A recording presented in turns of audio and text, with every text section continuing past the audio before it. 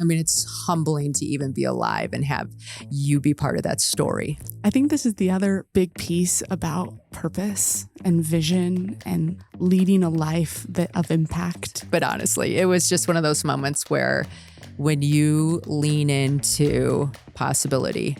The meaning of life is to find your gift.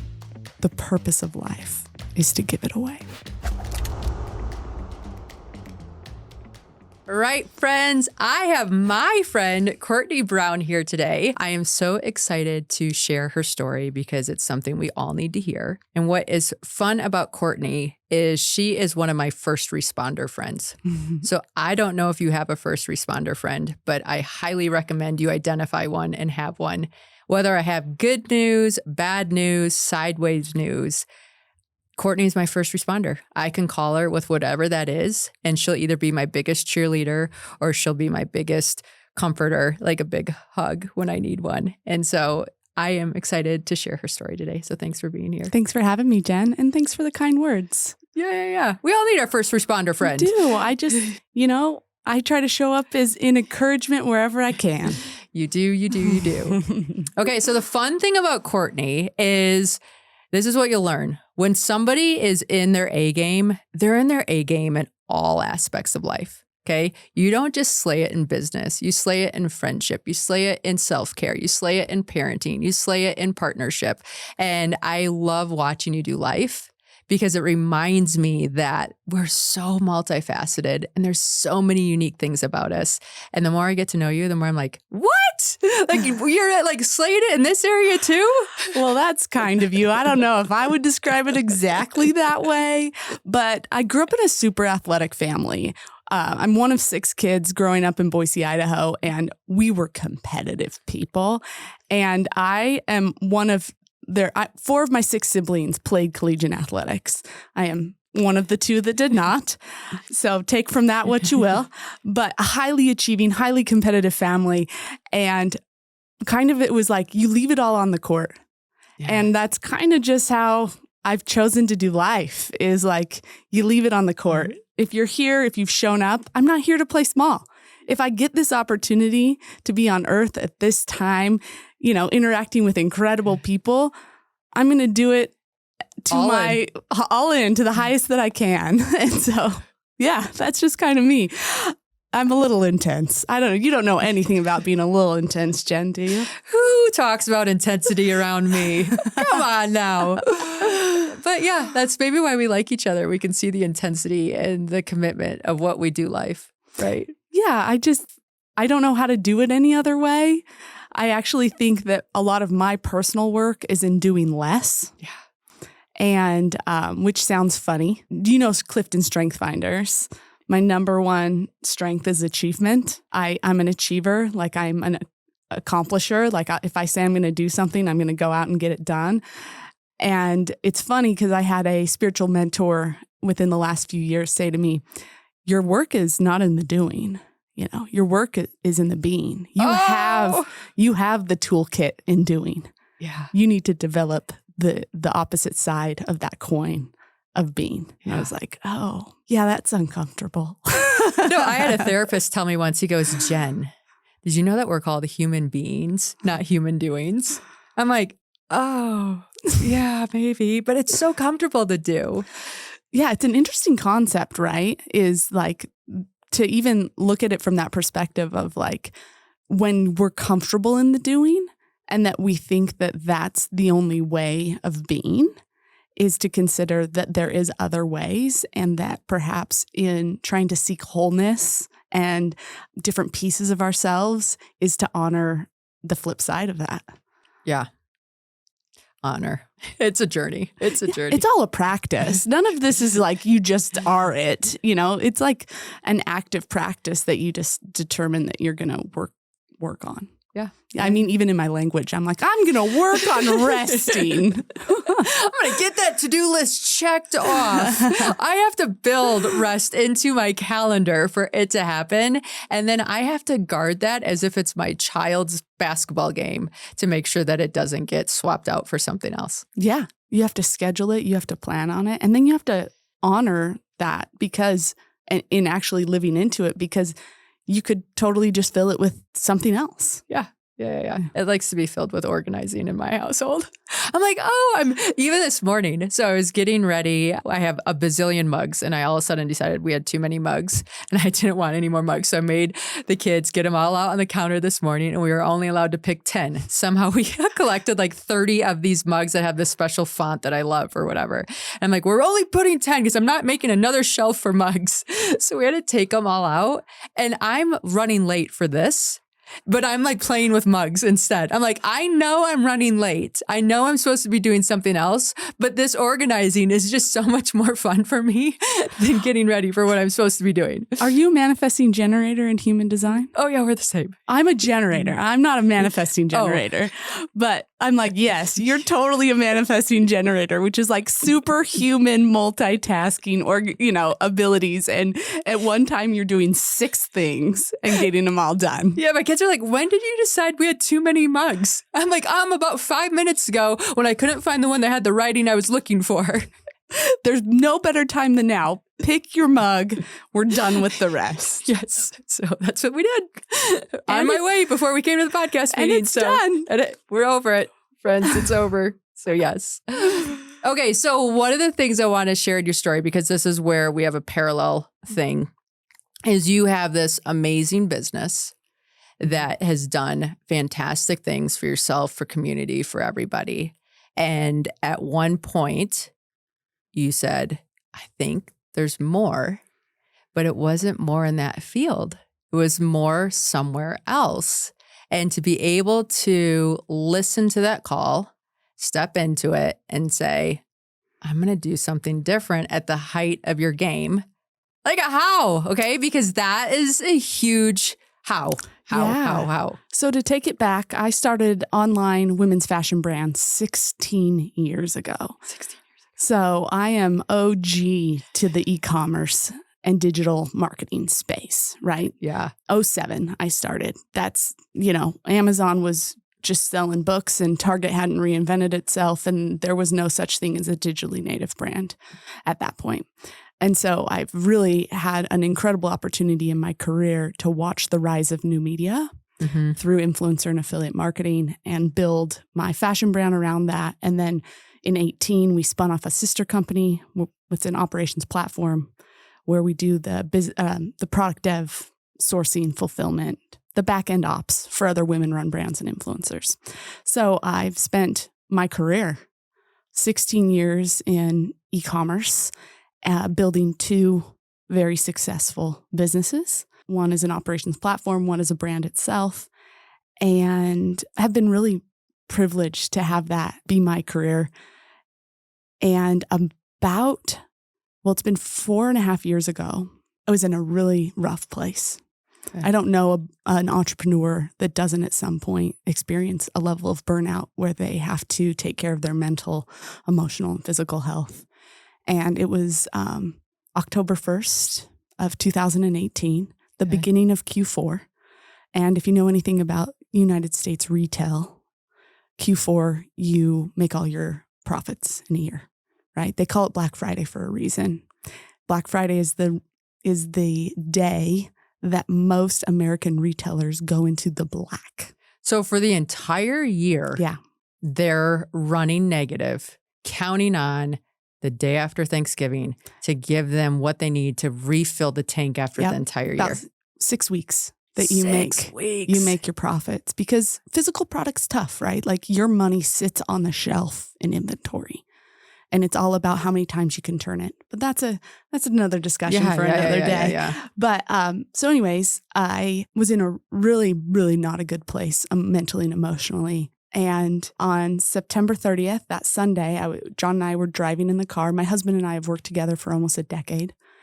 And I turned to him and I said, what if I don't come into the office tomorrow and I got to get on an airplane instead? And he knew where I was. And he said, I think that's a really good idea. Oh. And so I got on an airplane to London, England. And I took a bus out into the English countryside and spent a week in this little town called Glastonbury. Okay. And why there? I felt called. Yeah. I had a dream earlier that year. I'm a very spiritual. I'm not a religious person. I'm a very spiritual person. And I believe we're spiritual beings here to grow our souls through a human experience. And I had a dream earlier in that year that said, when the time comes, go to England. Wow. And Glastonbury is this mystical little town in the English countryside. Most people know it because it has a very famous music festival. Okay. But they say it's the home of Christianity in Europe, that Joseph of Arimathea went there after Christ's death, had the first Christian church in all of Europe. Glastonbury Abbey. It's the home of King Arthur's court. They said it's the entrance to the fairy realm, right? So it's just this little magical place. We're all signing up to go now. Yes. And some also say it's where the ley lines or energetic lines, the Michael and Mary ley lines, or the divine feminine, divine masculine ley lines of the earth meet. Okay. And I'd always wanted to go, and I just said I was going to go, and I went, and it was my own little personal pilgrimage. I have 3 children. I run these businesses, and I'm not alone very often. A little something about that. A little bit. And so I had a week just to myself, and I went and I read and I prayed and I meditated, and I did very little, actually. How was that? Took some time. Yeah. It takes a couple of days to shift into that gear. But I had some of the most spiritual experiences of my life. And I was sitting on St. Michael's Tor, which is just this hillside, and there's a tower at the top that's ancient. And I was meditating, and I had a very clear voice in my head that said, get ready, because soon you'll leave your positions.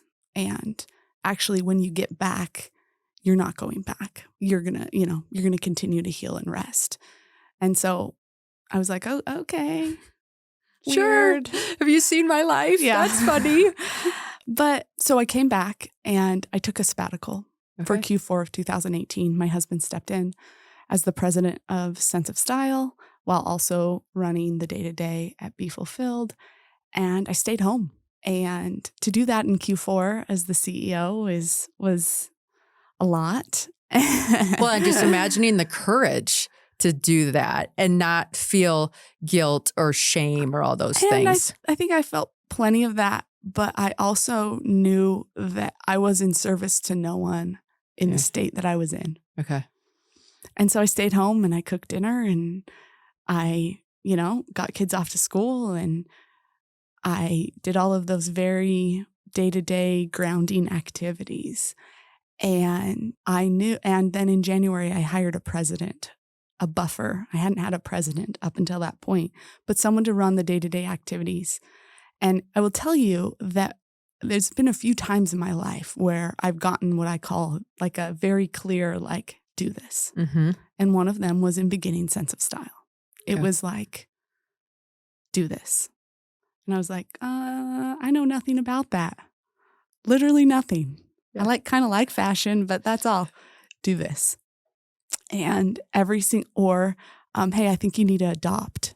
Yeah. And we did. And my life has been changed for the better every single time those soul nudges and urges come out and I answer the call. Right. No, I can relate to that because when I got into mountaineering, I hadn't camped. Okay. So here, I'm going to go climb Everest and live on the side of a mountain for a while. NBD, I haven't slept in a sleeping bag in a tent before, but we'll be fine. But you just, for some reason, you feel called, you feel summoned, you feel like, okay, well, I wouldn't have this download to my brain for no reason. So I'm just going to trust that and learn the details as I go forward. Yeah. And there is a lot of trust, a lot of courage, a lot of faith in it. And just because I had so many good experiences and was kind of able to observe what happened when I answered calls. Now, did things go perfectly? No. Are there challenges along the way? Absolutely. Are there limiting beliefs you have to remove and work on your mindset and any number of other things? Absolutely. But then a worldwide pandemic hit and, it took a few more years, but I turned 40 in January of 2022. Okay. And the moment I woke up, I woke up on my 40th birthday and it was like, it's time. Mm-hmm. And so I went into my team and I said, this year I'm taking an active step back. If I don't do it now, I won't ever do it. Yeah. it's too comfortable and too easy for me to stay and just keep going when I know I am being pulled and called to pursue other things and desires of my own heart. Right. And so I pulled back last year. And then in January of this year, my executive teams accepted my resignation as CEO of both companies. Oh, tell us that. Like, tell me how that felt. Terrifying. I can't even imagine. Because, you know, we do things when you're an entrepreneur and you've built a company, it becomes such a part of your identity. Yeah. Literally who you are. I get stopped on the street and people say your sense of style. Right. They don't even know my name. They associate me with the creation. I would never be associated with sense of style, just to let you know. Even if I created, they'd be like, Jen has no sense of style at all. I'm like, wait, sporty spice isn't a look for every single environment? Come on now. Absolutely it is. In fact, story about Jen, I threw myself a little bit of a birthday bash for my 40th, and the theme was cosmic chic. And so people were, you know, I made custom outfits, friends, custom outfits for this cosmic chic party. Just an FYI. You know, I may have been wearing a holographic dress from Dolce & Gabbana. It's fine. You know, if you can't do it on your 40th, you're never going to. So Jen walks in and she's in her, you know, signature leggings and puffy jacket, puffy coat. But she goes, but Courtney, look at my shoes. And she's wearing like metallic sneakers by Gucci. Okay. I had some style that I pulled together just for her party, but that's like, all I could pull off. Please note the shoes. And I was like, it made me so happy because everybody has their own sense of style. Everyone has their own style. And the best part is just owning your own. And that's what Jen does. But I love it. I love it. So yeah. Another story is I did one time get Jen in a sense of style dress. Yes, she did. And one time. I've had photo shoots where I'm like, man, I'm going to go raid your store and go figure out what I need for this thing because, yes. You just call on me anytime and I'll help. We'll make it Jen for a photo shoot. But anyways, so I've digressed in the story, but how did that go? It was, once again, did it make a lot of sense? No. 21 was our company's best years ever. Wow. But it made sense internally. And here's why. These nudges, these desires of our heart, what we want, those are the path. Yeah. They just are. What if we reframed what we want or desire from shame and guilt to the path, I like to say that what we want is the divinity within us wanting to be made manifest. And so it's like, I believe what we want and those nudges, those calls are God in the universe working through us to bless other people. Mm-hmm. I can see that. And when you think about this life as this one epic adventure, it's almost like, so I'm into mountaineering right now, but I'm not going to be into mountaineering forever because there's so much to see and do and experience. Mm-hmm. And so for you to have these very successful companies, be like, okay, I did that. Now what else do I want my experience to be? And where else can I help and serve? And it shows up weirdly. I mean, for me, it showed up in the mountains where, what? Like, how do you help and serve in the mountains? But then you step into that calling and that path and it unfolds in ways you couldn't have even, it was unfathomable. Yeah. I mean, life herself has this beautiful flow. Yeah. Right? We don't need to tell an acorn how to become an oak tree or a river how to make its way to the ocean. And I would like to live my life in flow with that. Mm-hmm. Instead of pushing up and resisting that life's flow. And I have found that when I get in flow, I answer these calls. I do the thing that makes no sense because I'm feeling my intuition, my inner knowing guiding me there. All of a sudden, a story is woven in the tapestry that is my life that I could never have created on my own. Mm-hmm. And I'm in a place of a lot of trust right now. Has it gone perfectly? No. We had a buyer for Sense of Style last year. I thought I was going to be able to wrap that story up with a nice little bow. It fell through. I don't know the end of this story. I do, however, know that I feel so in line and I trust and am in complete faith. I went on a retreat to Mexico a year ago with a group of girlfriends, and I remember my girlfriend Jordan Page of Fun, Cheaper, Free and Page Co. created it, and she called it rumination. And all we were meant to do is to go together, but spend time ruminating on what was next for each of us and writing about it, and then come together and discuss it, and then go out on our own and ruminate some more. And it was really powerful time of internal reflection and learning. And I remember leaving Mexico and not knowing what was coming, but being in complete and utter faith that I was right where I was meant to be for the unfolding to occur. This year has been hard. I stepped out. My husband stepped in as CEO, which was a path he had been wanting for a really long time. Mm-hmm. Those transitions alone are really difficult. And at the same time, right? Like you're doing them parallel. Yeah.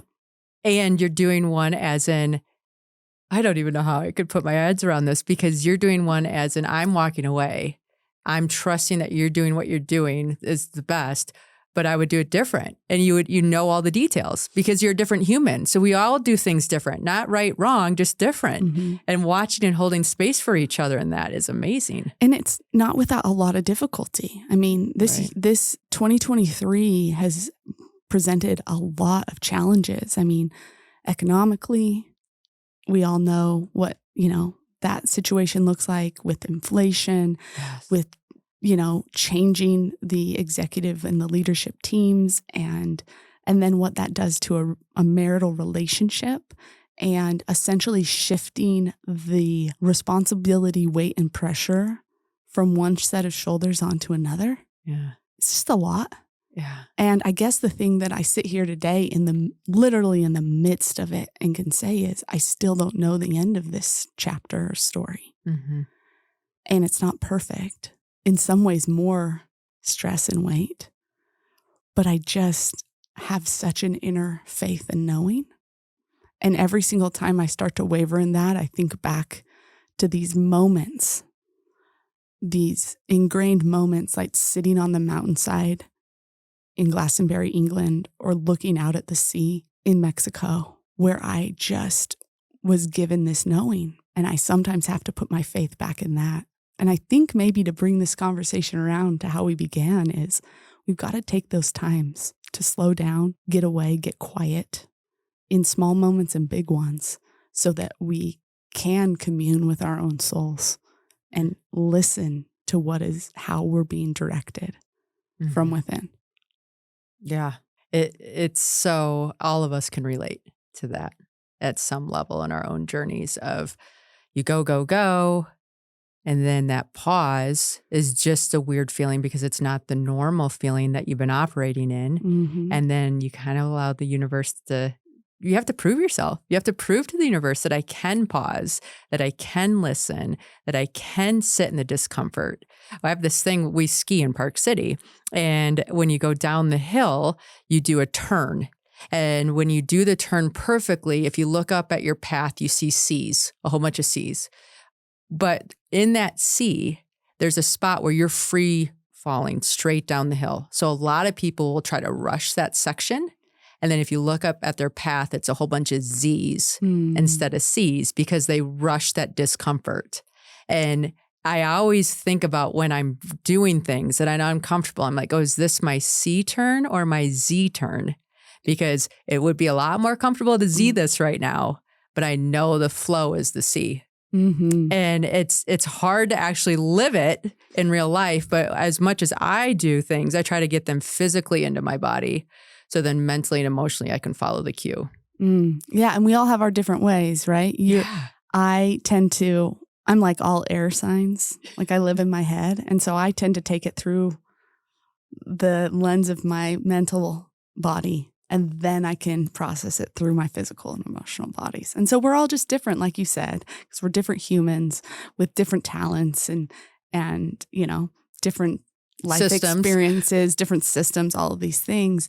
But I'm not even quite sure where I was going with that, other than to say it's like, I get that. And I love this idea of have I adequately sat in the discomfort? Mm-hmm. Because here's what I've learned about discomfort, and I know as a top athlete you understand this, is that discomfort not only is a great teacher, discomfort, we have to experience the discomfort in order to up-level. And do you feel, because I feel this way, that discomfort is the birthplace of purpose? Oh, our purpose is in our pain. Yeah. And we as a society, as an American society, we want to avoid discomfort Right. at every turn. But the irony of avoiding discomfort and trying to avoid pain is you usually end up experiencing more of it. Mm-hmm. Right? Like in the endless pursuit of pleasure, you will find pain. Right. I personally feel when people are looking for happiness, happiness is a byproduct. It's not the thing we need to seek. It's a thing that comes from doing what is the challenge or is the calling or is the thing that bothers us. I'll have people ask me like, well, how do you know what your vision is or what your purpose is? Or like, how do you lock into that? And I say, what bothers you the most? Because it's amazing how much fuel that can provide in moments of anger or discomfort or pursuit that you're like, no matter what, that existing is worse than me trying to get rid of it. Mm-hmm. Yeah. It's, I speak a fair amount on vision. Yeah. And putting a structure around vision, because we throw these words around: happiness, empowerment, purpose, vision, but we never really define them. Mm-hmm. It's like, oh yeah, I kind of know my vision. It sits up here above my head somewhere. And, you know, I'd like to have a house and 2.5 kids and travel some and, make an impact on the world. But I do a fair amount of speaking and mentorship and thought leadership around this concept of vision and breaking it down into its pieces and defining it for yourself. Because here's the thing about success, happiness, vision, they're self-defined. Mm-hmm. And until, once again, you slow down and define what success looks like for you, what purpose, living into your purpose looks like for you, you will have an ever-moving target that you can never reach until you personally define it. Did you hear that, people? That's worth a repeat, just to let you know, because I think a lot of us start our path along a external goal. And at some point you realize you're never going to arrive. And when you get to that point, that's your sign to reflect in and say, what does this mean for me?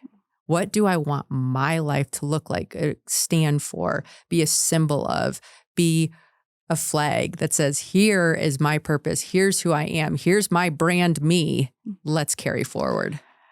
Because, and I think it's Melanie Beattie that says, be brave with your life so others can be brave with theirs. I like it. Because until we can see it modeled for us by others, how do we know it's even a possibility? And, as women in business, we, Jen, are the first generation, like our mothers could not have done what we did. They couldn't get business loan. Women weren't allowed to get loans, sign on loans without their husbands, and into the 70s. I think it was 72 or 75 when women could finally do that themselves. Our mothers wouldn't have ever even had these opportunities, and that's just one generation. Doesn't mean they couldn't work. They couldn't lead and build businesses the way we've been able to. And there hasn't been a ton of modeling for us. Right. And so it's one of the reasons I know you're passionate about speaking and showing others how to do this. And so am I, is because I want our children and our daughters specifically to have a map that they can be brave and they can live life according to their own terms instead of the ones so many of us were programmed into when we were born. Mm-hmm. That life looks like this. Right. And I think that's one of the reasons that people tease me about having big blonde hair on these mountains. I'm like, it's the purpose. the purpose is to have the big blonde hair in the mountains, because I want you to look at that and say it doesn't belong, and then question yourself, where else do I have thoughts that don't belong that I need to start to question and break through? Absolutely. And doing what you're doing in summiting these mountains, you're giving permission. I love, love, love. Would you share the story about what you were able, and you've probably shared it before, but briefly, about what you were able to do with the girls in Pakistan? Yeah. So this is one of my classic stories, right? We all have the classic story, but I failed K2 my first time. And I will tell you, I'm a quick start. I am a hard stop, like real hard. I've broken legs playing sports because I'd rather have a broken leg than stop. That's how hard I am to stop. But it was not safe to continue. And I promised my family I'd be home alive. So I stopped the pursuit of K2 the first time and sat with failure. Talk about discomfort. Let me tell you, friends. And I navigated failure for about a year. In fact, I came up with the Grump Dump Journal as part of this failure because I was grumpy, I was unhappy, and I needed to get those feelings out of me. So all of you have a gratitude journal. I had a Grump Dump Journal. I was getting all of this out, and it allowed me to look at it and say, okay, this is ridiculous. Okay, this is real. And when it came time to go back to climb K2 for 2022, finally, the reason why I failed presented itself. And it was because when I was going back, I remembered from my first time there that females do not have the same opportunities that we do here in the US. And there has not been a Pakistani female on the top of their own mountain in their own country, and how important that would mean for all those women that looked like Pakistanis, which there's a huge population of. So I collected some funds. I found some women that were training and were wanting to be in the mountaineering world and helped pay for their pursuit, brought a whole bunch of gear over, and I summited, which was like, okay, whatever.